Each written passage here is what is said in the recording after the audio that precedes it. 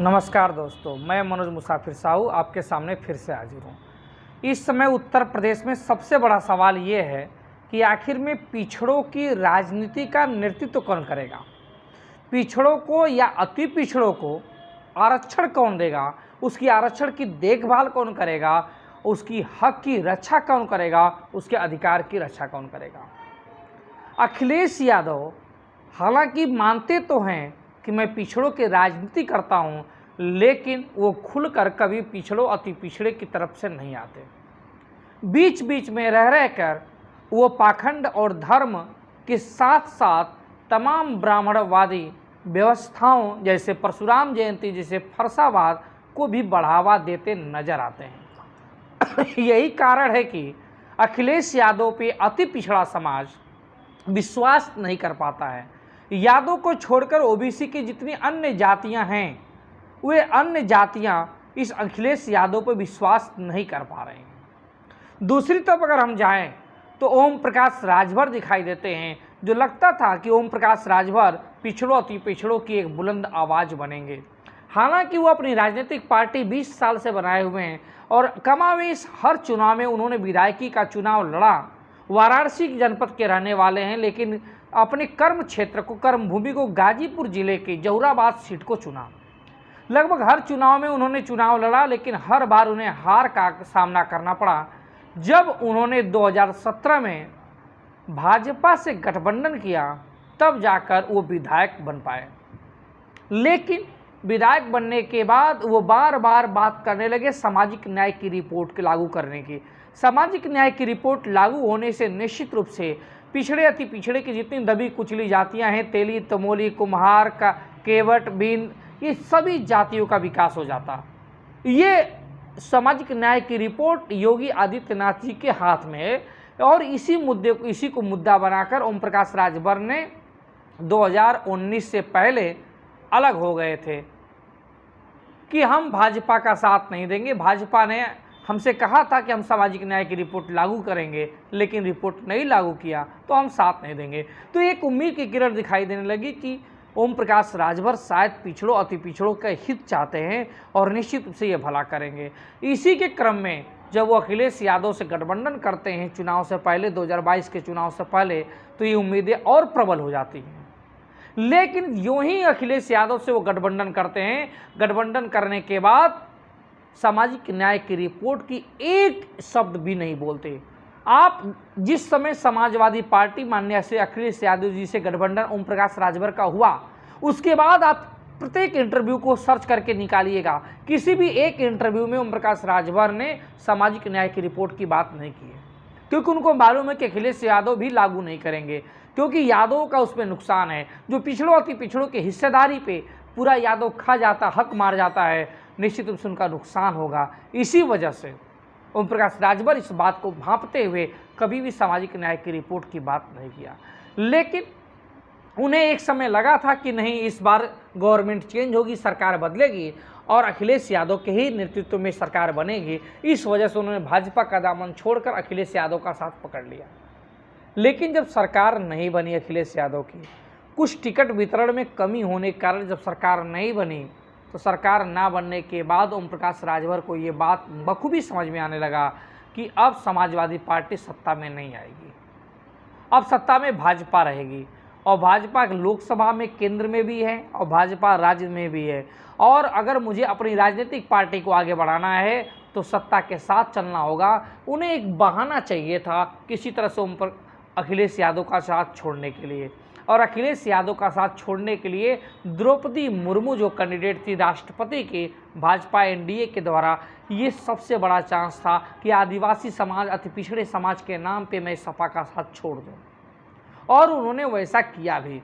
जब अखिलेश यादव का साथ छोड़ के वो भाजपा की तरफ चले गए, भाजपा कैंडिडेट को घोषित कर दिया, तो निश्चित रूप से वो अब पूरी तरह से भाजपा में शामिल होना चाहते हैं।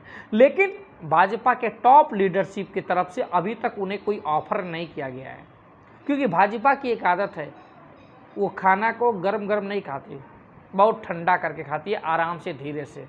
पहले इनकी सारे देखेगी कि ये क्या चाल चल सकते हैं, क्या इनकी औकात है, उसी के हिसाब से वो बार्गेनिंग करेगी। कुछ लोग बात कर रहे हैं, तमाम जगह न्यूज़ भी छपी है कि ओम प्रकाश राजभर के बेटे को भाजपा एमएलसी बनाएगी और इनको केंद्र में मंत्रिमंडल में शामिल करेगी। मुझे नहीं लगता कि अभी वो ना तो एमएलसी बनाएगी ना तो उन्हें केंद्रीय मंत्रिमंडल में शामिल करेगी। भाजपा की आदत है हमेशा बासी ठंडा करके खाने की, गर्म चीज़ नहीं खाती, वो बहुत आराम से वॉच करती है। तो इसी वजह से अभी उसे कोई जल्दबाजी भी नहीं है, अभी कोई चुनाव भी नहीं है, 2024 का चुनाव अभी लेट है। इस वजह से भाजपा फालतू में उनको एमएलसी नहीं बनाएगी और ना ही उनको केंद्रीय मंत्रिमंडल में शामिल करेगी। अब ओम प्रकाश राजभर फिर सामाजिक न्याय की रिपोर्ट का ढिंढोरा पीटेंगे। उन्हें अपनी पार्टी को आगे बढ़ाना है तो स्वाभाविक बात है अब टिकट का तालमेल करेंगे, जिसे टिकट को वो लोग आराम से उसकी पार्टी चलती रहे। आप समझते ही हैं टिकट में क्या होता है, छोटी छोटी पार्टियां टिकट के बारे में क्या करती हैं और किस प्रकार से अपनी पार्टी को चलाते हैं। तो उन्हें अपनी पार्टी का विस्तार करना है, इसलिए सत्ता के साथ ही मिलकर विस्तार करेंगे। और भाजपा मुझे लगता है कि इतनी जल्दी से ओम प्रकाश राजभर को स्वीकार भी नहीं करेगी, क्योंकि ओम प्रकाश राजभर के जो 6 विधायक हैं इस बार, उस 6 में से एक विधायक मुख्तार अंसारी के सुपुत्र अब्बास अंसारी भी हैं मऊ सदर से। और भाजपा की राजनीति पूर्वांचल में मुख्तार अंसारी के विरोध में रही है। अगर भाजपा ओम प्रकाश राजभर से गठबंधन कर लेगी तो इसका मतलब है कि वो अब्बास अंसारी से भी गठबंधन कर लिया, क्योंकि अब्बास अंसारी ओम प्रकाश राजभर की पार्टी से ही विधायक है। और भाजपा जब मुख्तार अंसारी पे चुनाव में मुखर होगी तो लोग सवाल उठाएंगे, विपक्ष भी सवाल उठाएगा कि आप मुख्तार अंसारी के विरुद्ध सवाल उठाते हो, उनके बेटे आपके गठबंधन का हिस्सा हैं। इस वजह से भाजपा इनको गठबंधन में भी शामिल नहीं करेगी और ना ही इनको एमएलसी बनाएगी ना इनको मंत्री बनाएगी। अब ओम प्रकाश राजभर के सामने कोई विकल्प नहीं है। अब अखिलेश यादव का साथ छोड़ चुके हैं, अखिलेश यादव दोबारा शामिल नहीं करेंगे, क्योंकि अखिलेश यादव एक ऐसे नेता हैं कि जो एक बार अगर ठान लिया तो दोबारा उसको स्वीकार नहीं करते। अब उनके पास तो कोई ऑप्शन है नहीं। ओम मायावती जी की बात कर रहे थे तो आकाश आनंद उनके नेशनल कोऑर्डिनेटर ने साफ साफ मना कर दिया, बहन जी के भतीजे ने, कि हम इनको शामिल नहीं करेंगे।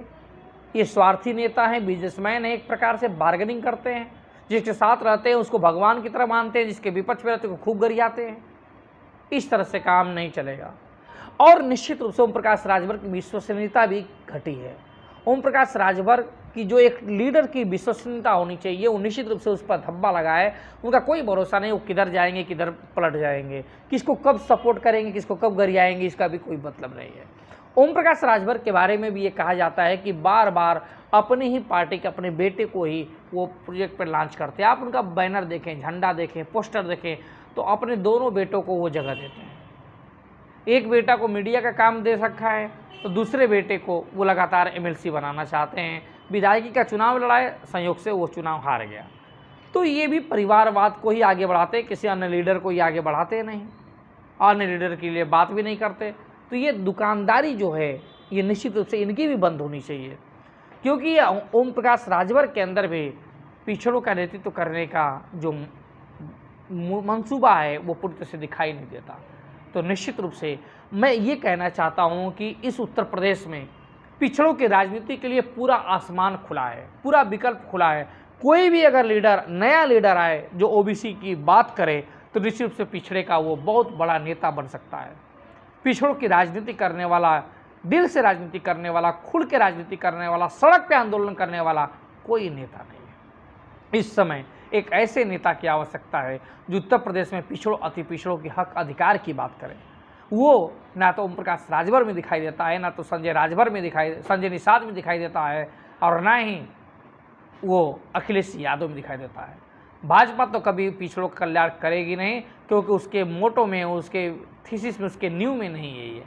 हाँ, कुछ 2-4 महापुरुषों का नाम लेकर उनका वोट जरूर हासिल कर लेगी, लेकिन निश्चित रूप से उनका विकास ज़मीनी स्तर पे नहीं कर सकती, क्योंकि उसका कोर वोटर उसको नहीं मानती है।